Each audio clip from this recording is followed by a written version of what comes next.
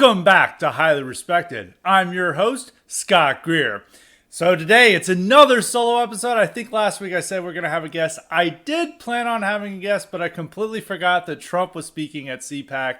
And that's going to be most of our episode today is talking about CPAC, what's Trump up to, what Trump spoke about, and what the future holds for the GOP and Trump himself. So that's going to be the topic. We did have a guest, but he's going to have to wait. It's one of your favorites. You'll just have to guess who it is in the comments on YouTube after you like the video and hit subscribe. So keep that in mind. So we're going to go to the big story, as I was discussing, is that last night Trump gave his first speech since leaving the White House, and he gave it at the wonderful CPAC. We've all been talking about CPAC for the last week. People wondered what Trump was going to say. Was this going to be a cuck speech? Was this going to be something that the establishment wrote? Was he not going to talk about the issues that animated his 2016 campaign that made him president? Was he going to talk about immigration? He answered all these questions pretty resoundingly during the speech. Immigration formed pretty much the core part of the speech. I mean, for the first 30 minutes or so, all he talked about was immigration. And it was all making all the points we wanted to hear. He's hitting at Biden for accepting all these refugees, for opening up the borders, for, even on legal immigration. He attacked chain migration. He attacked the fact that the rest of the world is not sending their best and finest. He said, I said that long ago. Remember when I came down with Melania? We love our first lady. He mentioned that. He tore into Biden's amnesty plan, which he, noted everything that it's going to open the borders, allow all these people to come in. He called it a globalist corp. I think he meant coup. I think he misread the teleprompter. I think he thought the U was an R there. So he called it a corp. Typical Trump gaffe, but we all knew what he was saying. And it was just really hammering home the points we wanted to hear about immigration. I mean, it was mostly about illegal immigration. He didn't, outside of the few mentions of chain migration and saying the rest of the world is not sending their best and finest, and refugees, really hitting at Biden for refugees. He didn't necessarily say that much about legal immigration, but for most part, he was saying what we wanted to hear. And he made it into a larger issue and, comparing the things that American citizens have to go through now under the COVID lockdowns versus the migrants. He's saying, you can't send your kids to school. Meanwhile, your taxpayer dollars are funding education for all these illegal migrants on the border. He's also saying, you can't go out to eat, but we're planning to take in tens of thousands of refugees without the proper vetting because Biden ended the proper vetting. They're not having the medical records, not having their criminal records checked. We're taking in all these dangerous people, and you can't even go out to eat at your nearby restaurant because of COVID lockdown. So he made this a point that, a lot of ordinary citizens could, understand and take into consideration with their own life and see that this is the priorities under Biden. He also attacked Biden for effectively abolishing ICE without doing so. And if you've been reading a lot of these news reports, ICE, they're planning to move over these ICE officers from field duty to be just administrative investigators, which most ICE work is going out in the field and arresting illegal immigrants. So they're just going to be stuck at a desk, not arresting illegal immigrants. They're also putting all these standards that they can't deport drunk drivers, people convicted of simple assault. And if they, are waiting outside to detain an immigrant who's just released from jail, they have to get extra special permission to do so. Trump was noticing that and attacking it. And he also put this in a perspective, of a moral claim on Biden's open borders agenda, which a lot of, Republicans never do. And even if they ever try to make some grandiose point about immigration, it's always about the rule of law. We're a nation of rule of law. They never make the point about how this harms American citizens and why we should just be as concerned with this. The left uses immigration as a moral argument. It's like, we're a nation of immigrants. We have to have these immigrants. Like, immigrants are just better than the normal citizens. And, the right has to counter that with an equally powerful moral message. So Trump did attempt that. I don't know necessarily if you would say that this is the best one, but here's what he said on this.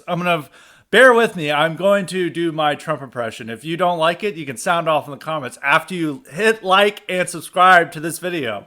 So here it goes.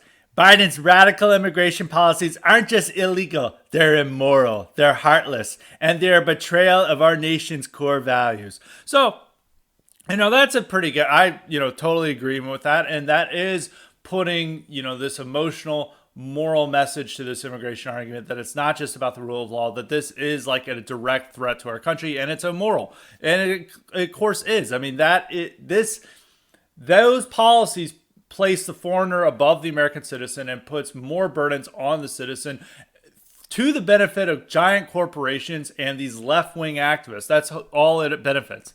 And we have to get that message across. So he did.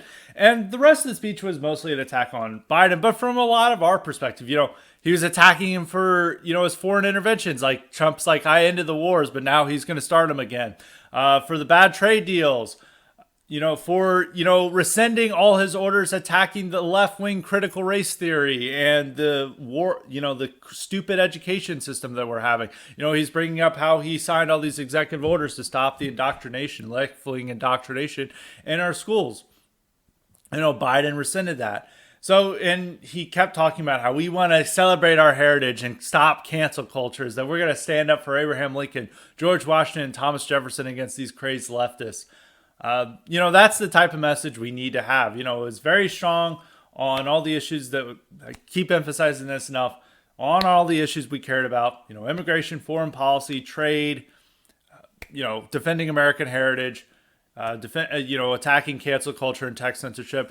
And people want to be like, well, we should do something. I mean, he's no longer president and he's censored himself. So, at least he's pointing this out. And, compared to past presidents and we'll get this later on in the program, but past presidents, they just focused all on tax cuts and this stuff that didn't really matter, and even the cultural war front were things that we didn't really care about. But this is actually something that we care about. And he was attacking all these traitors such as Liz Cheney and Ben Sasse and Mitt Romney and these people for destroying the party that he built that won a presidential election.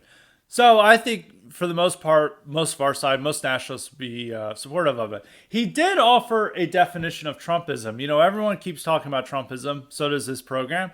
I think Highly Respected's definition of Trumpism, or how we discuss it, is better than any others. But, that's just my opinion. Trump did attempt to do a definition of Trumpism, which is the first time I've ever seen him talk about Trumpism in a way and try to clearly define it. So whoever wrote this speech, I believe it was Jason Miller. I think both Millers actually had a hand in it, both Jason and Stephen Miller, which is the type of people you'd probably want writing the speech rather than some of the other handlers. So here's how Trump defined Trumpism, and it's pretty interesting what he said. He first said, it means great deals, great trade deals, great ones, not deals where we give away everything, our jobs, our money, like the USMCA replacement of the horrible NAFTA. It means low taxes and eliminating job-killing regulations, Trumpism. It means strong borders, but people coming into our country based on a system of merit. They come in and they can help us, as opposed to coming here and not being good for us, including criminals, of which there are many. It means no riots in the street. It means law enforcement. It means very strong protection for the Second Amendment and the right to keep and bear arms. It means support for the forgotten men and women who have been taken advantage for so many years. So there's some things that you can like there. I think it hits all our points. Most of our points that we're saying. I think the one thing you have to worry about is him talking about a system of merit. Not necessarily we want an immigration system of merit. We want an immigration system that puts the citizens' interests first. Not necessarily that this hardworking immigrant deserves to be here. No, it has to be whether this is in the citizens' interest that this person's coming here. Whether it supports the foundations of America, not whether this person is just going to make some corporation a lot of money. Merit is much better than the system that we have now, which is primarily family based and, it's just letting in everyone's cousins. But, it's not necessarily perfect. We want to seek an ideal that puts the citizens' interests first, not the foreigners' interests. So, overall, I thought this was a very good speech. It could have been a lot worse. It could have been, compared to a lot of his campaign speeches, it was miles away better. I think this is Trump's best speech he's delivered in a very, very long time. I'd have to think back, throughout his presidential era when he, gave such a strong speech. On the campaign trail, he would sometimes hit these points occasionally. I would think it's much better than his RNC speech. even though his RNC speech did get into some of the things that we talked about, immigration and law and order, but it was all, chock full of like criminal justice reform and all this stuff. I don't think I heard criminal justice reform. I could be mistaken. I don't remember hearing about it. I don't remember seeing people talk about it. There's not necessarily, some arguments weren't necessarily perfect, but, compared to the RNC speech and a lot of his campaign stump speeches, this is much better. This is something that I would even say that this is his best speech since 2016.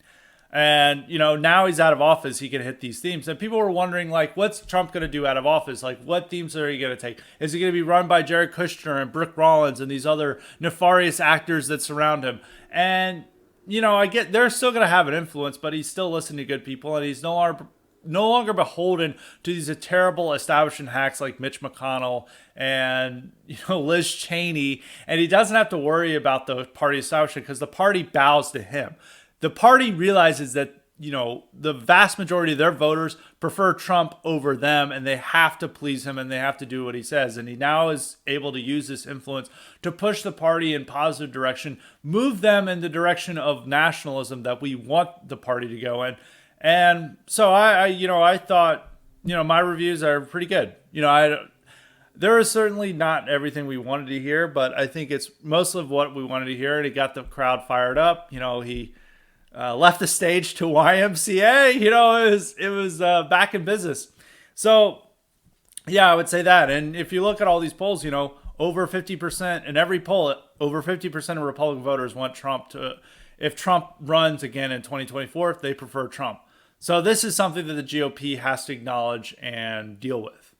One important thing to note is that CPAC attendees, their third biggest concern is immigration. So this is not an issue that's going away. And if you looked at, there was this recent poll showing the different concerns between Republicans versus Democrats, and illegal immigration came out as the top concern for Republican voters. For Democrats, it was all Trump supporters, white nationalists, and systemic racism were the top three concerns. This is like over 75% of Democrats believe these are huge concerns in America, while Republicans, it's all policies that we actually care about, nationalists do. So this does show that the rank and file are moving in our direction as well.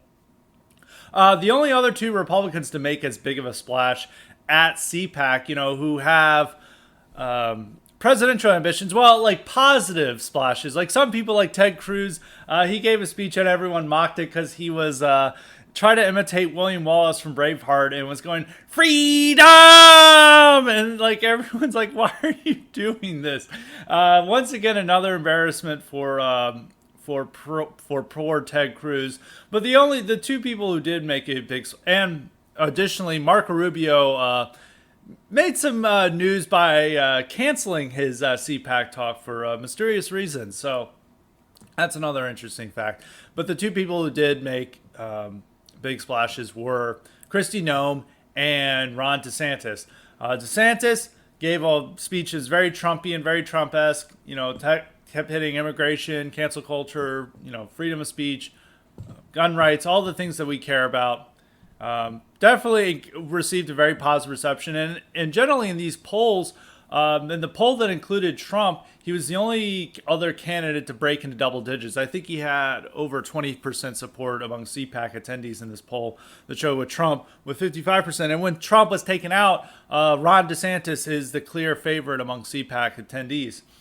So that's something to keep in mind. With Kristi Noem, once again, gave her speech. I don't really understand I do understand the appeal of Kristi Noem. She's a very attractive governor. They want a female. Republicans have been desiring a popular female candidate to really rally up the base and potentially, win the presidential nomination. They've been desiring this for a very long time. It's why they made Sarah Palin a star. It's why in 2016 they pretended Carly Fiorina was a serious candidate. It's why ever since 2016 they've been touting Nikki Haley as a strong presidential contender, which she's not going to be. I mean, I don't think she's going to do anything in 2024. And even by these polls showing it, she has very little support, all single digits. It's not really boasting much of any type of grassroots support. Noam seems to have a little bit more support, but she has a little bit same problems with Nikki Haley. I mean, she is more attractive than Nikki Haley, so that is one positive she's going for. But her speeches are so bland and boring. I remember she was giving a speech at, when Trump spoke at Mount Rushmore last July 4th. And, I was busy working on something. I wasn't really paying attention to the video stream. And I kept hearing this person talk, and I was like, who the hell is talking? Like, they must have just got like some county chairwoman who is so boring that they're like, okay, you can talk as a nicety. And then I realized that it's Kristi Noem who's been talking. And I was like, this is the most boring speech I've ever heard in my life. Like, this is terrible. And it was like it was so inauthentically delivered. Like, she cannot really muster up the type of support she needs. And she always like bombs in these interviews she has with the media. Her Sunday talk show appearances after CPAC weren't very good.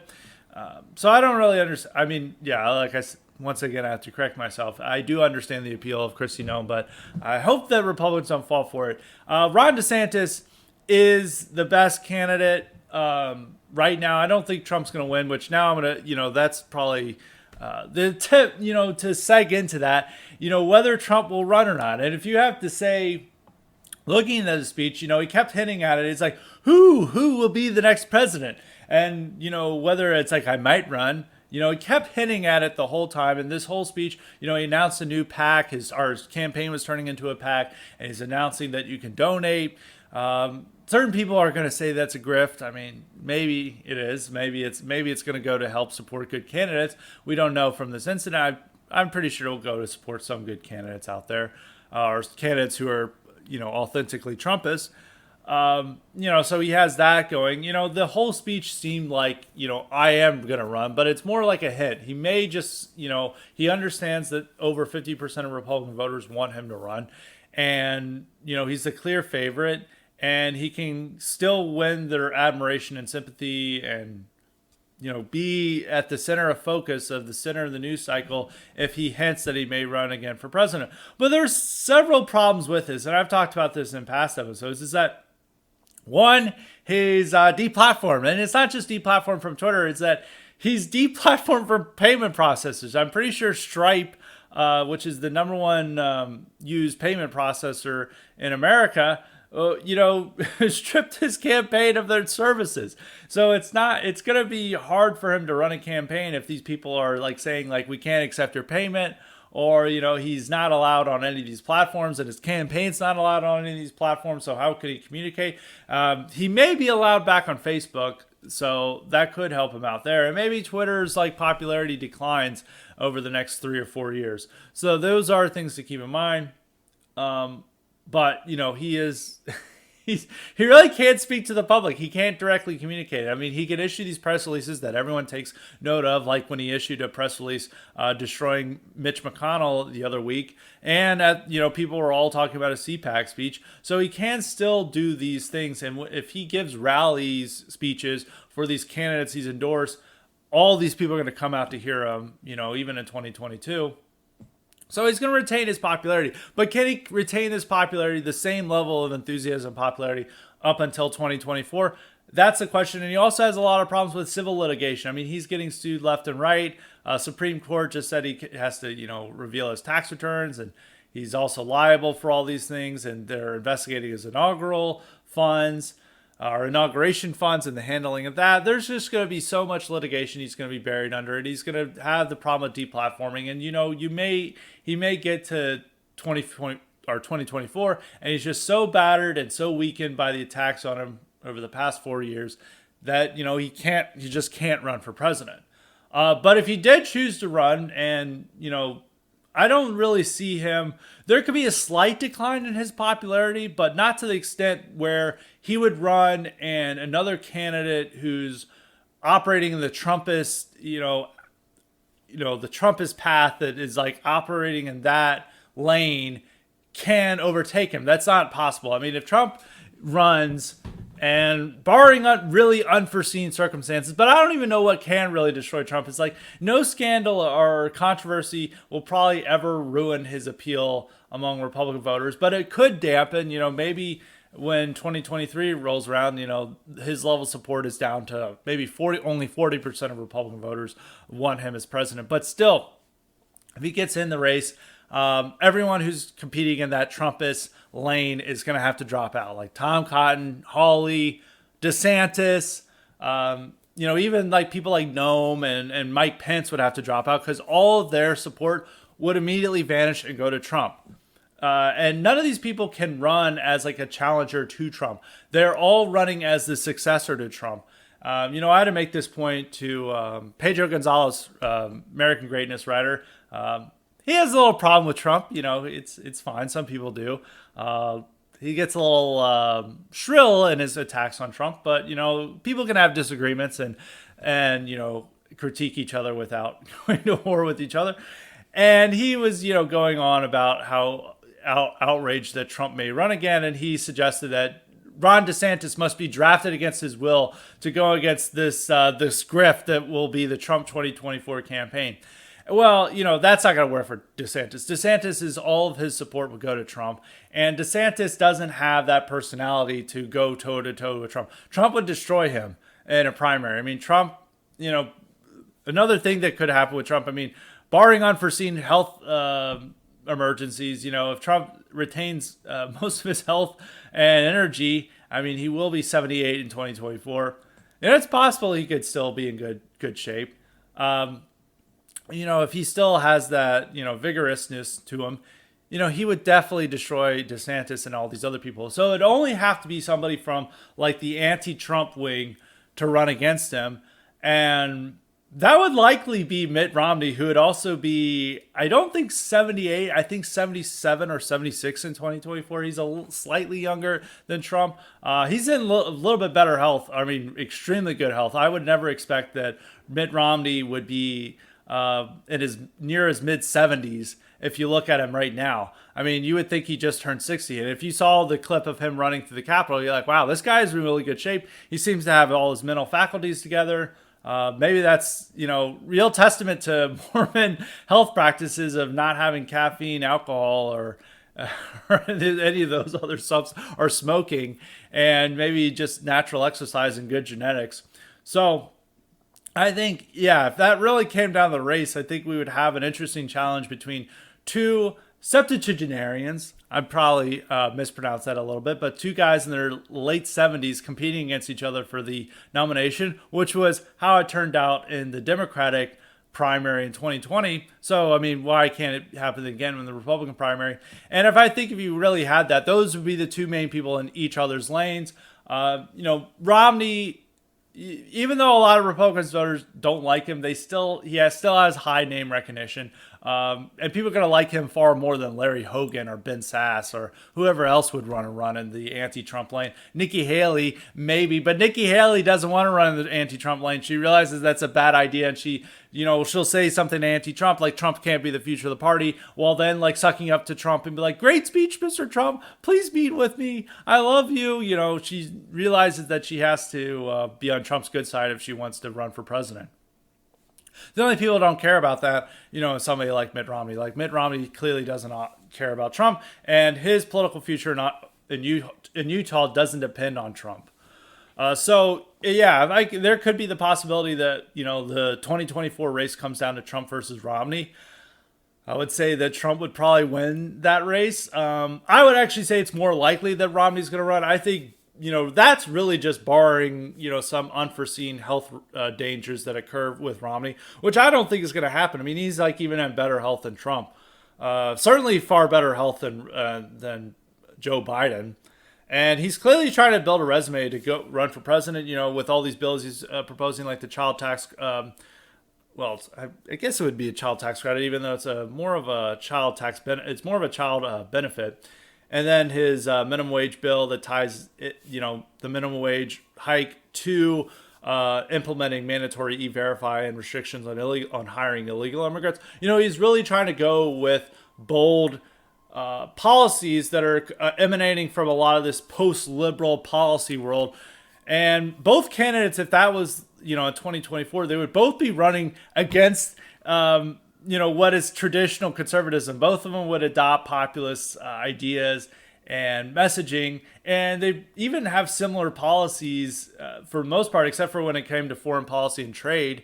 Or maybe Romney may move into a more populist direction on trade. It would totally be down to style and rhetoric. And, of course, I think Trump would win. I mean, he has the greater loyalty, and people like the more combative pugilist versus the respectable country club guy that Mitt Romney is. So I could really see that. If Trump doesn't run, I think that Mitt Romney could actually would be a top tier contender. Don't necessarily know if he would win. I would not bet money on that right now. I don't want to bet money on any candidate. Maybe I may put money down on Trump if I could earn a lot, but I wouldn't put money down on any candidate. But if Trump doesn't win, really Wild West, I mean, yeah, Ron DeSantis looks like the strongest candidate. You'd put your money on him, but you have to see like how they operate when that time comes around. People thought that Scott Walker and Marco Rubio were going to be going to win the 26. We're going to be the strongest candidates in 2016. Or Jeb Bush, and none of these guys really amounted to anything. So, and it's the same with like 2020 with the Democrats. Everyone thought that maybe Kamala was going to be was the front runner, and that was the person to beat, and she didn't even make it to the primaries. So you really can't tell what, how the race is going to shake out. Ron DeSantis is probably the candidate most likely to receive a Trump endorsement, far more than Mike Pence. So yeah, I think it's going to be an interesting race. So I've always said, when looking at the CPAC speech, I would have said before that, I would have given Trump like a 10% chance of running again. I slightly increased that to maybe 25 or 30% chance. He's got severe hurdles to overcome to run again, but he seems eager to do it. And Trump is like a person who wants to avenge slights and grudges, and not being declared the winner in 2020 is something that he wants to avenge and show that he can actually win an election. And he may set his mind onto it, and, over 50% of Republican voters are going to be there with him. So that's something to keep in mind, and we will definitely be keeping an eye on it for the next coming years. So this will be a topic that will probably not go away until, the Republican National Convention at 2024, when they finally announce the nominee. So one more thing I want to say on DeSantis before moving on to a similar CPAC level topic is that his weaknesses. A lot of people are gravitating towards DeSantis as the new Trumpist guy, as the real nationalist, as the person we wanted Trump to be. And there's a lot of great things about DeSantis. I mean, how he's running Florida seems to be, very good. He's like America's best governor. He's saying all the right things on immigration, tech censorship, beating back against Black Lives Matter, supporting law and order.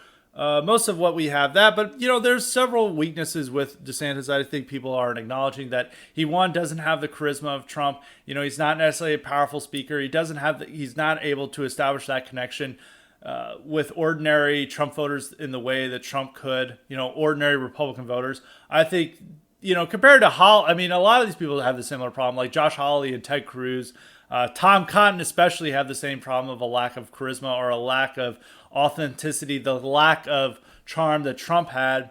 So that's not necessarily unique to DeSantis, but people have to keep that in mind, especially if he's trying to run against Trump, or if he would run against Trump, which I don't think he will. I think he would probably be named vice president in that case. And there's also weaknesses with his foreign policies that he's probably people who hate Trump because, he was too pro-Israel, or he was, too much warmonger because he bombed an empty airfield in Syria in 2017. We'd have the same problems with DeSantis. Like DeSantis, signed anti-BDS legislation. He's always talking about Israel, how much he loves Israel, and that's done to whenever, Florida's large Jewish voter population. So it makes political sense.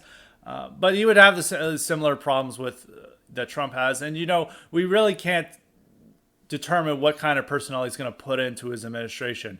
So, whenever people want to, look, glowing-eyed, look on the future, it's like, oh, grass is always greener on the other side if Trump's not there. Like Hawley or DeSantis or Cruz would be way better. And you have to say, or Tucker, that's always a favorite. And I've said this about Tucker, the same problems would arise with all these candidates. And I don't think it makes sense to be extremely knee-jerk anti-Trumpism As I keep repeating, there is no constituency for anti-Trump nationalism.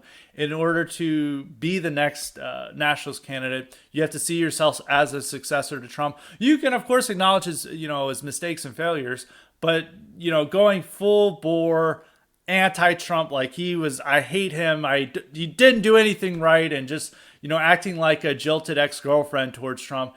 It's not a winning position. Very few Republican voters very few people are into that, much less Republican voters. And the Republican voters who agree with us on most of our issues are diehard Trump fans. So you have to accept the fact that you're going to have to be relatively pro-Trump and see yourself as succeeding on what he built. And that's the only future for nationalist politics in America.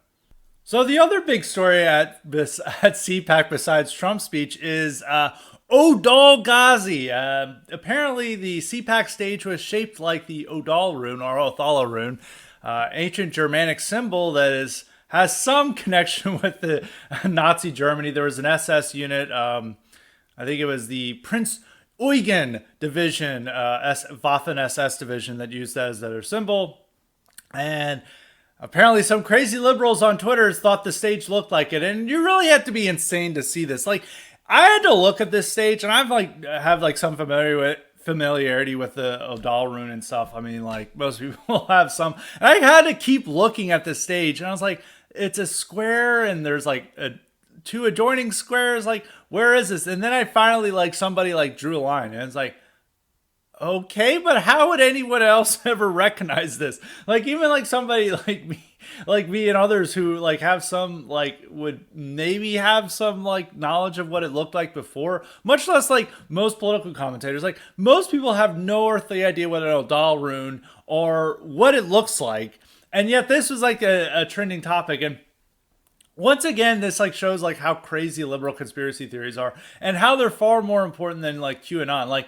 QAnon is believed by nobody in power, even Marjorie Taylor Greene, who's probably the most powerful person who believes in QAnon, had to apologize for even ever promoting it. No one will ever have to apologize for saying that the CPAC stage looked like the Othala rune.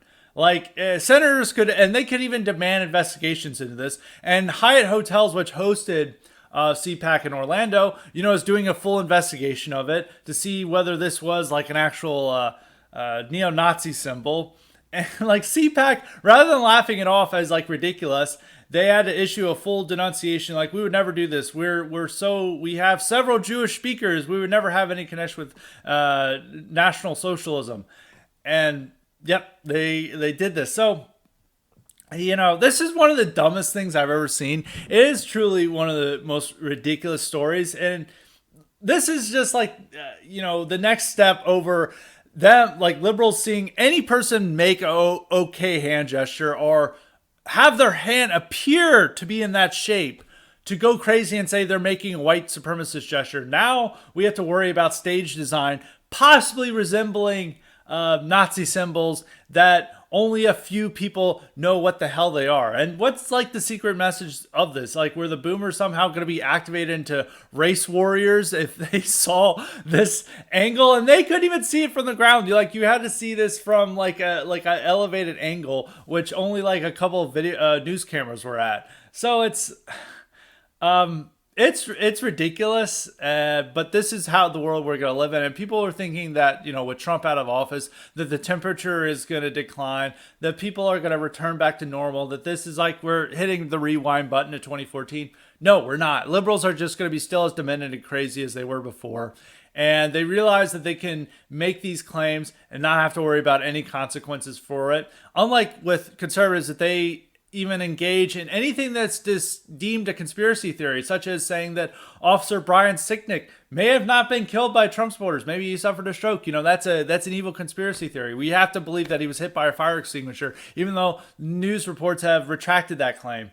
That you have to worry about. But liberals can just make any wild conspiracy theory they want and get away with it and force conservatives to apologize and backtrack from whatever they claim.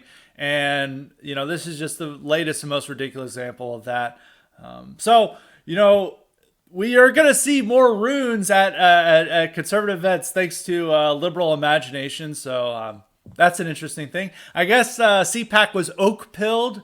You could say this is a surprising development. We'll have to see what next they do. Maybe they'll have an Yggdrasil tree as the CPAC stage for next year. So we'll have to wait and see what happens. But I'm sure liberals will be there to analyze it and to cry racism at whatever happens next. As I alluded to earlier in the podcast, what we're really seeing coming from CPAC and from most of the conservative movement in general is something that's very different from Reaganism. Even though many people are sticking to it, I think Heritage Foundation, AEI, National Review, a lot of the old dinosaurs of conservating are, continuing to try to revive zombie Reaganism.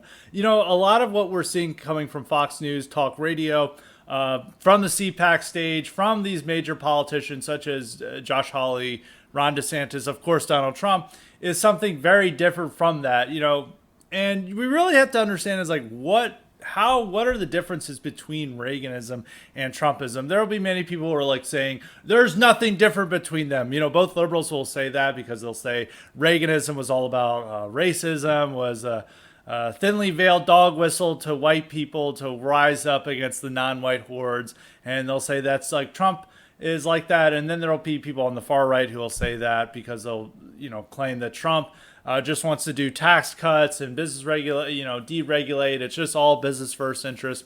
There's nothing that's substantially different between it and Reaganism. And that's quite wrong. And I think that there's a book that I was just reading by a left-wing historian named Rick Perlstein. Perlstein is a very strange guy. You should watch all of his interviews. He's got a weird voice. When he's ever on TV, and he's attacking people, he'll have this he'll do this weird thing that it reminds me of my cat when he really wanted to go out. When I had a cat when I was a kid, he really wanted to go outside. He began hissing at the door and hyperventilating. That reminds me of when Rick Perlstein's on TV and he's getting in a debate with somebody. He's getting really excited. It's very strange, dude. But he does write good books about the conservative movement. He's written 4 books. His latest is Reagan Land, which is about chronicling the Carter years, and it's from 1976 to 1980. It chronicles the Carter years and the 1980 presidential election. His past 3 books were Before the Storm, which depicts Barry Goldwater's 1964 campaign and what led to that. Second book is Nixon Land, which is all about the Nixon era and how he became president. And then the third book, which came out in 2014, was The Invisible Bridge, which is between, I think it's the final years of Nixon and Reagan's 76 presidential campaign against Gerald Ford. So all 4 books are very good because they weave social history into what's going on in politics. Some people really don't like this, but he mixes in what's going on in the tabloids and what's going on in the rest of the country. Weave in gruesome crime stories, people rioting, what the general, what are the big movies and TV shows going on, and it really puts you in the setting of those years. Of course, it's come from a left-wing perspective, so you do have to take everything with a grain of salt, especially of how he depicts people. But from what I read from Reaganland, it's very good. I think you will never get a better impression of what the late 70s and early 80s were like, at least from a political perspective, than this book. Even probably from a social perspective, there's a lot of news stories that are depicted in this book that I don't even remember. Well, I wasn't alive then, but I've never even heard of before. But it's very good at describing both his 2 latest books, The Invisible Bridge and Reaganland, really describe Reaganism to hilt. And it's very interesting that he does this because Rick Perlstein, he's written some New York Times essays about how Trumpism is white supremacy and rise of fascism, and he uses all the standard buzzwords that the most, hyper vigilant leftists use. He's never really uses, he's not fair and balanced, you would say. But these books are relatively fair and balanced, and how he describes Reaganism is something that is completely bereft of racial issues or any like interest in the type of things that Nixon was. Like if you read Nixon Land, Nixon was really going into like issues that I think we would talk about today. He wasn't tied to that traditional economic conservatism. He was willing to, embrace populist economic policies, and he was really all about law and order and appealing to the disgruntled white working class and saying that the Republican Party is your new home because the Democrats are siding with the POC coalition against you. And that's why he doubled down on law and order, and he tried to make attempts to eliminate the worst excesses of the civil rights revolution. He failed in that regard. But he tried to attempt, and he also began the process of fully cementing the South as a Republican bastion. Reagan switched this up because he really wasn't as concerned with these issues of law and order. He was like a law and order candidate. He would talk about, how we need to crack down on criminals and all of that, appearances, but he wasn't as necessarily as the candidate for white discontent. If you look at all his radio messages, because when he left the governor's office, California governor's office in 1974, or rather probably be early 75, that was, he had 2 terms as California governor from 67 to 75. He became a radio commentator, would read what essentially is a lengthy column on air. And most of his columns were about taxes, regulation, business interests, strong anti-communism. Those were like really his main concerns.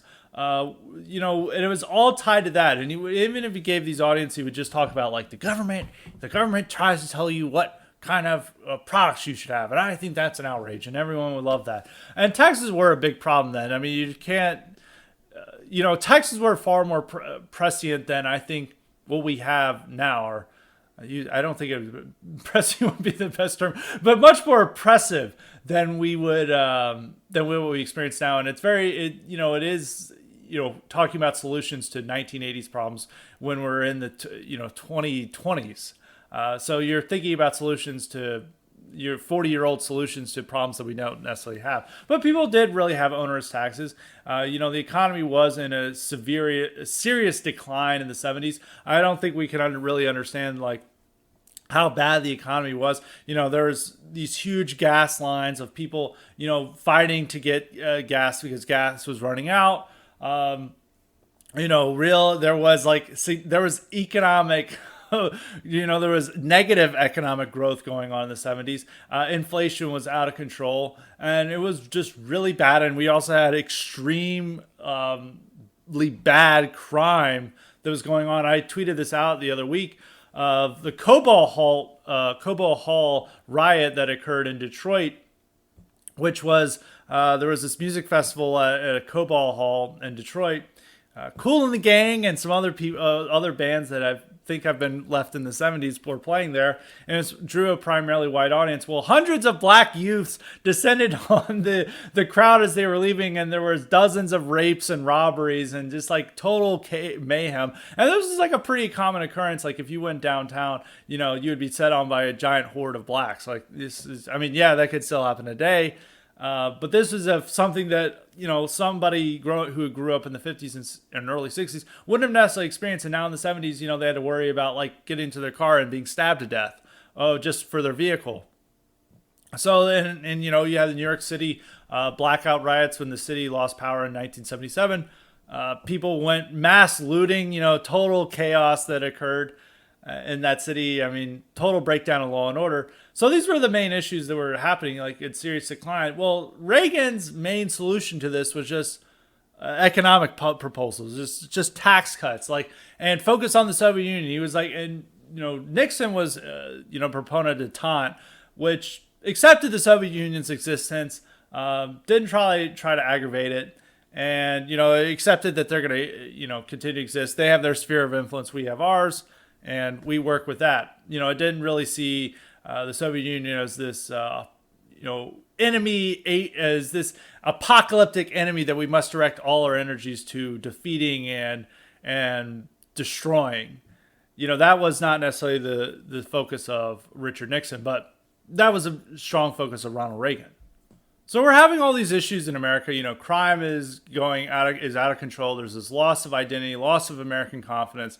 We're being taken advantage of around the world. Iranian hostage crisis, and this is all going on. Very low point for America. Racial conflict's still there, and people are still not happy with the effects of desegregation and and integrating the schools. And Reagan's whole solution was, we'll get the government off your back. And this somehow worked in the with Republican voters. And it was due to mainly he's an incredible communicator who had terrific charisma. I mean, he was a former actor. He had been a pitch man for several companies before. He knew how to talk to people and knew how to persuade people through the power of speech, which is a trait that I think a lot of people underrate. Especially in politics, people just focus on policies and stuff, but a lot of it is dependent on personality. And this guy could Reagan could just inspire confidence and optimism in people, even though his agenda was rather stupid and not really addressing the real concerns that were going on in America at that time. Now, Perlstein in his book, and this is true, that he claims that Reagan benefited from voters who, quote this, quote, voters who felt victimized by government actions that cost them the privileges their whiteness once afforded them. But instead of directing their concerns and saying there's a loss of identity and we're going to restore that and we're going to, restore law and order and we're going to make this country, the country you once remembered, he instead just made it all about tax cuts and regulation. And a lot of what Christopher Caldwell talks about in his book, Age of Entitlement, it's much about how Reagan took this same energy and misdirected it in other directions, and he did nothing to, undermine the civil rights revolution, the regime that it built, and it just put the onus on private businesses to enforce the dictates of affirmative action and diversity. And that's now the world we live with. So this is one thing that Reagan's effect is. And there's another thing, that Reagan was a big-time globalist and open borders enthusiast. A lot of people remember this because, he did sign in the 1986 amnesty, but there was also a time where they had a debate over immigration. This isn't mentioned in the book. There was a debate that they had in 1980 between George H.W. Bush and Ronald Reagan. And George H.W. Bush was the runner-up in the 1980 presidential election, which is why he became Reagan's running mate and vice president, and that's how he became president. That's how George W. Bush became president. The rest is history. But, they had a debate over illegal immigration and what to do about them. And both Reagan and Bush said we need to give them amnesty, and they're both competing for who could be the most pro-immigrant. And that's something that we thankfully have left behind in the past. You would never imagine Trump, despite all his faults and failures, would never go along with something like that. And in this book, it describes how he has this globalist vision for America. Reagan in the 1980 campaign endorsed an idea that would later serve as the basis for NAFTA. But his NAFTA was even more radical than what later emerged in the early 90s. It was something more along the European Union, where we'd have totally open borders. Everyone should just come and go as they please. Total transference of goods. We'd be in a North American Union similar to the European Union.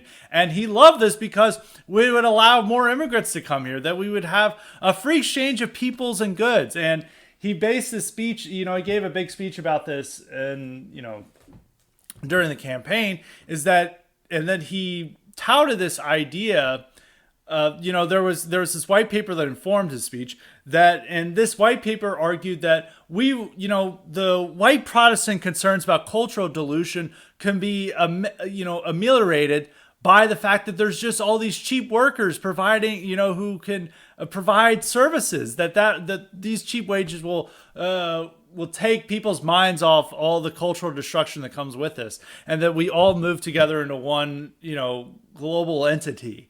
And this is what Reagan promoted in his 1980 campaign, where he's apparently winning over these white working class voters in Cicero, which is a suburb of Chicago, which was very opposed to integration. I think it's now primarily Hispanic. My Chicago geography isn't very good, so I'm sure if there's some Chicagoans out there, they can correct me. But I don't think it's white working class anymore. And he was going through all these areas that these voters gravitated towards him, a large part due to the how terrible Jimmy Carter was and his style was alienating them.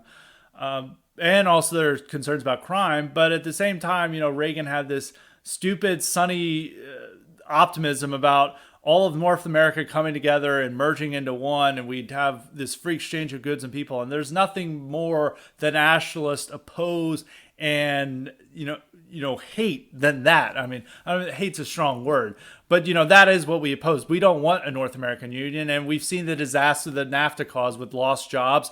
It didn't do anything to stop illegal immigration, which all its advocates said it would. And I mean, I don't think we don't want a more radical version of that that's more along the lines of European Union. So as I want to repeat, whatever Trump's fault, he is not extolling the virtues of the free transfer of peoples and goods across the global sphere. And he is not a fan of NAFTA. He's called it one of the worst deals. Meanwhile, Reagan wanted a total North American Union, which is an evil globalist idea that we should all oppose.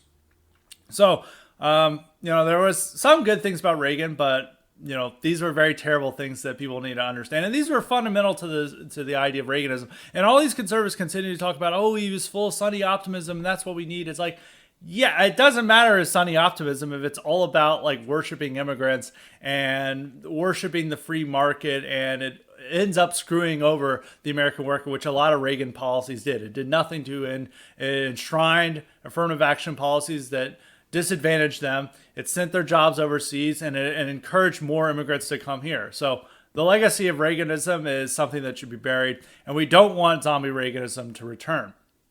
Now, moving on to another element of the Reaganite coalition was the religious right. This was brought up by our good friend, our highly respected friend, Jake Lloyd, brought up the religious right in a tweet, which I'll get to in a moment. But I want to talk a little bit about how the religious right emerged and how it became a fan of Reagan. Is that the religious rights mythology claims that it emerged over Roe v. Wade, that it, had laid dormant. It was, not move, was not caring about politics. I think, only like a little more than 50% of white evangelicals were registered to vote. And so this is like a huge untapped market for, political activism. And apparently they all got motivated into political activism by Roe v. Wade.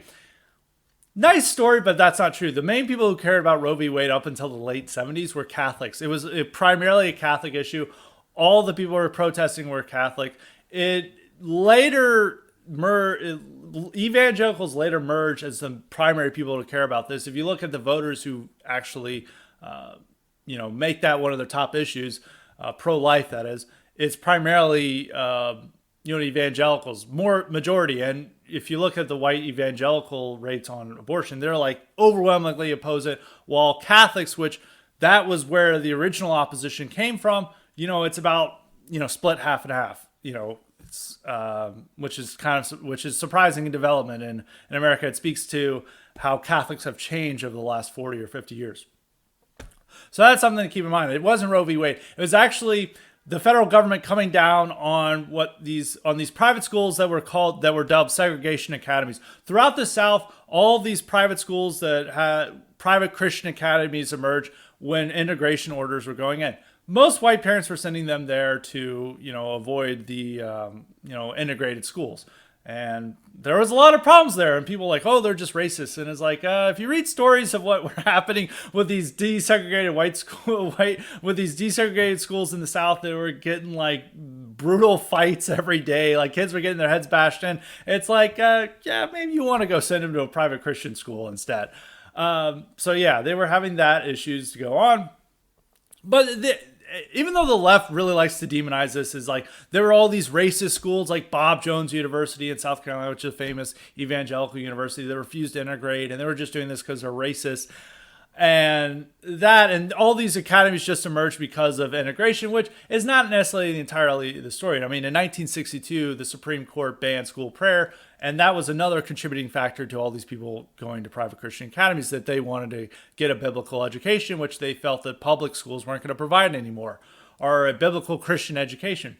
And that was another reason to move to these schools. And a lot of these schools were also merging in the North, the Midwest, and the West, where, they didn't really have Jim Crow. So it wasn't necessarily primarily a Southern phenomenon. But the universities were having this problem with the litigation were in the South, and they were not wanting to accept blacks. And that was more due to trying to bring in the typical white evangelical Southerner rather than these evangelicals like having a strong commitment to racial separation. Is that many of these evangelicals in the 80s were happy to tout their black members and the black students that were at their school. It was more of a way of them saying that they didn't like the government running their policies. And the religious right was able to be mobilized, oddly enough, by people who were not even Protestants. Is that the moral majority was founded by 5 people, 3 of whom were Catholic. One of which was a closeted gay man who died of AIDS in the 80s, Terry Dolan. The 2 other Catholics were Paul Weyrich and Richard Viguerie. Richard Viguerie's still around. He's like the direct mail tycoon. And then there was this Jewish guy, Howard Phillips, who died, I think in 2012 or 2013. He later did convert to an obscure branch of evangelicalism, but he was ethnically Jewish. And I think at the time the moral majority formed, he was not yet an evangelical. The one evangelical was Jerry Falwell. And so these Catholics were able to merge, the issue of pro-life with evangelicals. And this formed a crux of the religious right. Even though the Catholics themselves didn't really go into the religious right, they, were weirded out by a lot of the evangelicalism. And there was still like some anti-Catholic bigotry among evangelicals, such as Jerry Falwell and others, that they didn't necessarily want to join. But one of their core interests, at least in the 70s, opposition to abortion became a foundational element to the religious right, which also included anti-pornography, anti-homosexuality ordinances. They were trying to push ordinances in these cities that would not tolerate gays. That was a core element of the religious right. Censorship, much greater concern with what culture was promoting and trying to censor, rock records and etc.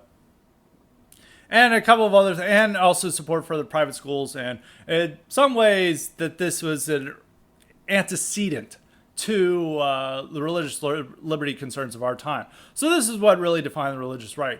I would like to have a much better episode about the religious right and its development later on. But this was, just to conclude on that, so be on the lookout for this from a later highly respected episode. But these people did gravitate towards Reagan, and they were a core part of it. And Reagan, unlike Trump, who both of them were not necessarily religious men, or Reagan was fairly religious. He just wasn't a traditional Christian. He didn't really go to church very often. He was very much into horoscopes and to some New Age stuff. But he did really read up on a lot of this Christian literature. And when he spoke about it, he was able to articulate a message that these evangelicals could recognize. When they asked him, what are you going to say when you get to heaven and you may be denied? He's like, he gave a message is like Jesus Christ died for me, and I hope I'm worthy enough to enter the gates of heaven. I'm definitely paraphrasing here, but he gave an answer that was definitely something that evangelicals would recognize as something that they would say. Donald Trump had said, it talks about 2 Corinthians. There's stories about him like, Mr. Trump, can I read a prayer for you? Or can you read this prayer? He's like, how about you just read it? I think it's lovely. It's very much a consideration that he's not very religious and can't speak their language. But the religious right has lost so badly over time that evangelicals just want somebody who will protect them, while the religious right of the 70s and 80s wanted to pose their vision on the rest of the country. Now religious right just wants to be protected and safeguarded from the ravages of the secular culture that's around them, rather than to defeat it and to impose their own vision on the country. So that is a big difference. So Reagan was able to get these people on his side, even though, in many ways, he betrayed them or didn't achieve any of their results. He didn't ban abortion. He didn't, he tried to get a school prayer to be allowed in school and education again. Didn't work out. And they didn't really see money of the dividends that they helped him win in 1980.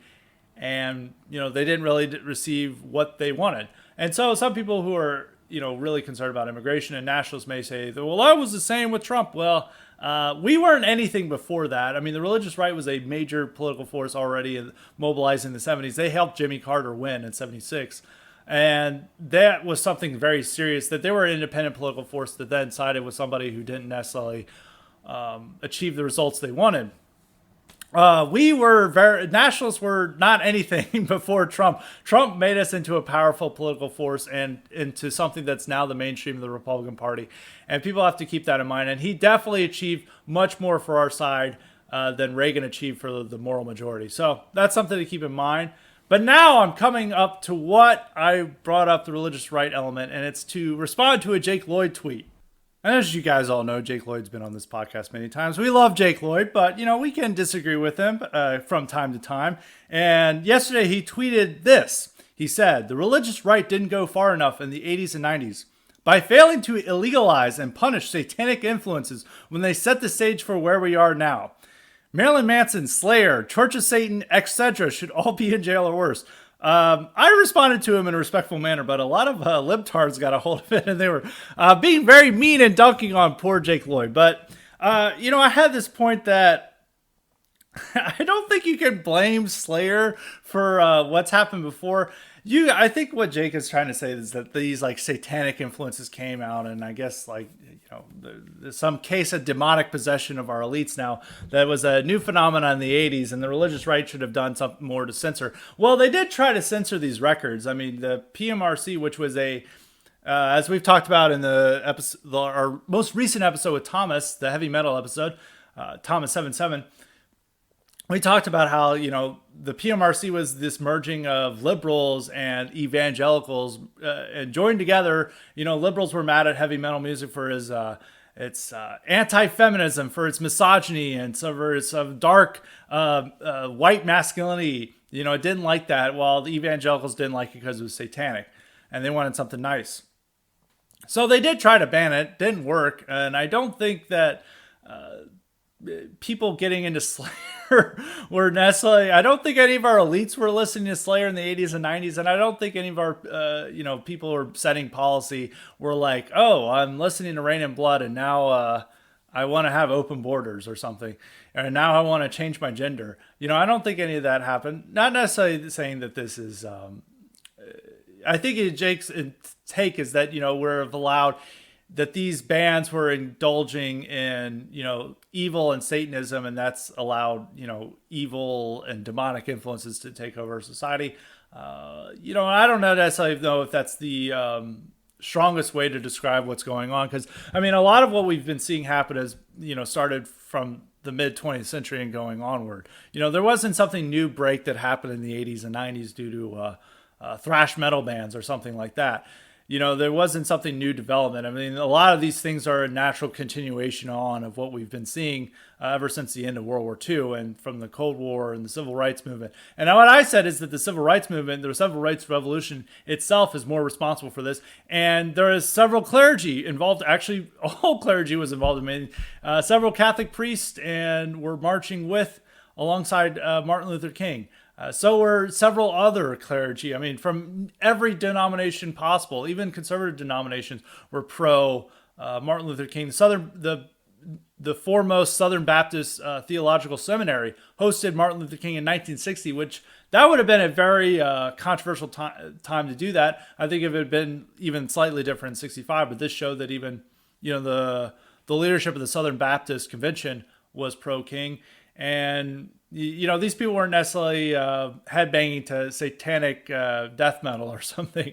This is they were seeing that these arguments that were being weaponized by the Civil Rights Movement, appealing to the Bible and to Christian language, was able to bamboozle them into pushing for a movement that ultimately led to the destruction of the America that most of the historic American nation really aspire to.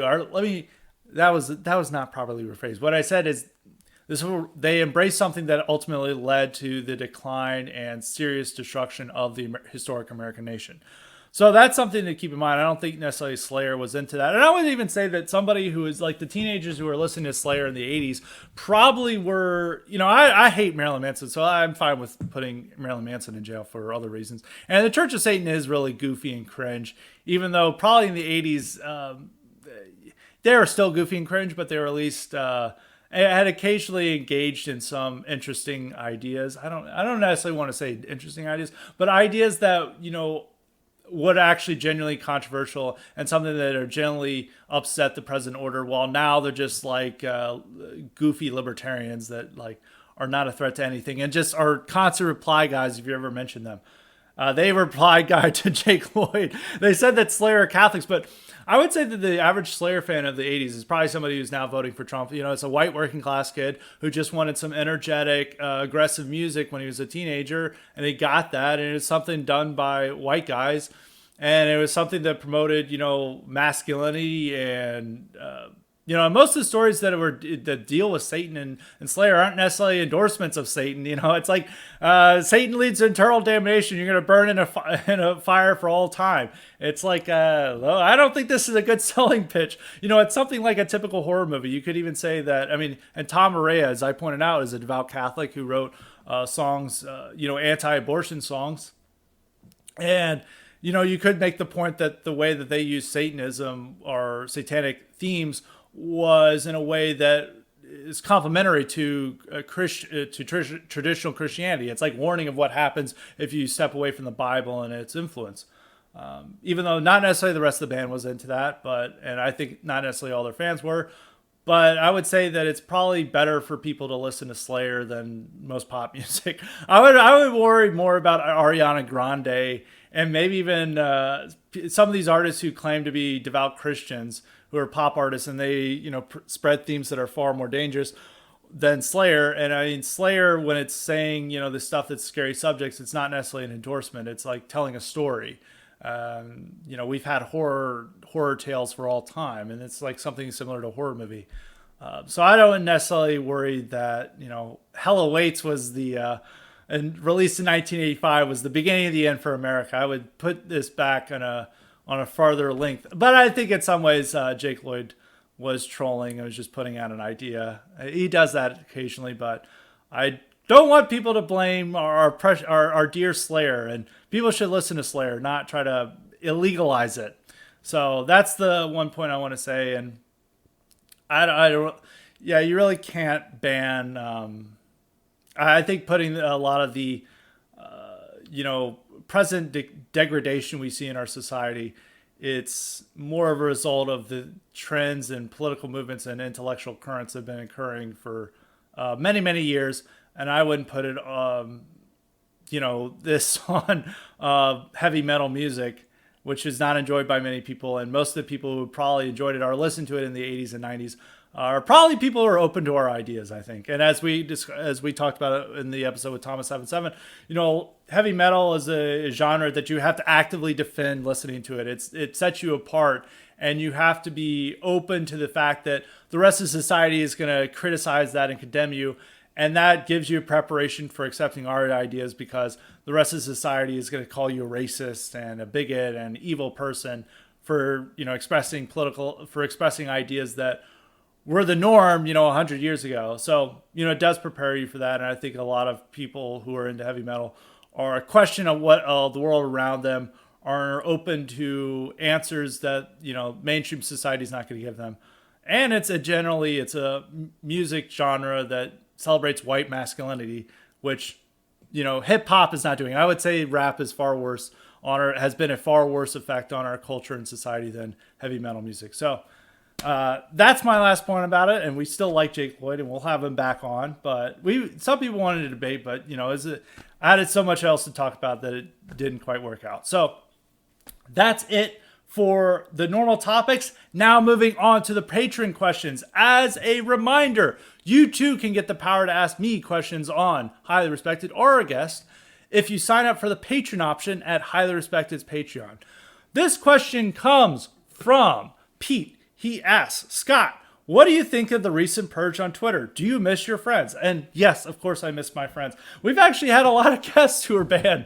Thomas77 lost his account. He did it. He lost his account a few days before the big purge, which occurred on Saturday. So he was banned. Amron Peter Griffin lost his account as well. Lefty Crypto, who I retweet a lot, lost his account. Metaphor Man. Eggy, which was one of the more weirdest ones. He doesn't even post anything politics, just posts his goofy rap videos. Some reason he lost his account. There was several other people who lost. It was like a really bad purge. It's probably the worst purge I've ever seen. What caused it? People were, discussing this, but we really have no idea. Some people blamed a Medium article that was pointing out harassment networks, and a lot of the people were banned in that, but it also included old accounts that have not been around in a very long time. Maybe that was it, but it's like a Medium article. I don't know why that would be the impetus for this huge purge. And the people that they were getting, that it was like, and some people lost even their private accounts that were totally disconnected from their main account. So I don't really know what happened with with what was going on with the purge, but yeah, I mean, this stuff's going to happen more and more. I was even thinking the other week that maybe the purges made in, like Twitter maybe just giving up. It's like, we've got rid of Trump, we don't really have to worry about this, and now a few days later, they have a massive purge that trumps anything else that they've done before.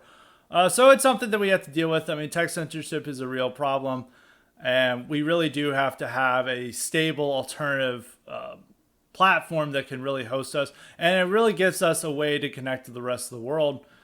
Gab is having its own issues. Gab had a big hack over the weekend. How devastating it could be, we'll have to see. The group claims it has passwords and other private information. Gab disputes that. It says that most of the information they have is just public data, that, it's like all the posts you've had that you've posted on Gab. We'll have to see how that emerges, but it once again shows even the problems that occur with alternative media. That's also one reason I like Gab, but it does have some issues, and generally I stick mostly to Twitter as long as I'm on there. And I probably would get on Gab if I lost Twitter, but I generally prefer Telegram. It seems like it has, better security issues, but I still pro Gab. I hope they get the problem corrected, but it does show a lot of the issues that occur. I mean, there's several with alternative media, with alternative platforms. I mean, Gab's been debanked by several financial institutions, and it's having, a host of other problems. A lot of the people who've been working with it have dropped them as a client. So this is something to keep in mind. But, they cannot silence us. That's the one thing I want to emphasize. They cannot silence us. And the reason why they attack us is because they fear our message. And as we witnessed from CPAC and a lot of what these Republican politicians are saying, is our ideas are now going into the mainstream. And that's making them terrified. That's why they're hallucinating O'Dall runes at CPAC. And we're going to see more of that insanity going forward. But never let them think that they can silence us, because our message cannot be silenced, and we're going to get stronger in the years to come. These are just the challenges that occur when you're a threat to the system. So that's the positive note I want to end on. And next week, we should have our guest who was supposed to come on today, but we changed up things. So be looking forward to that. And until next time, stay respected.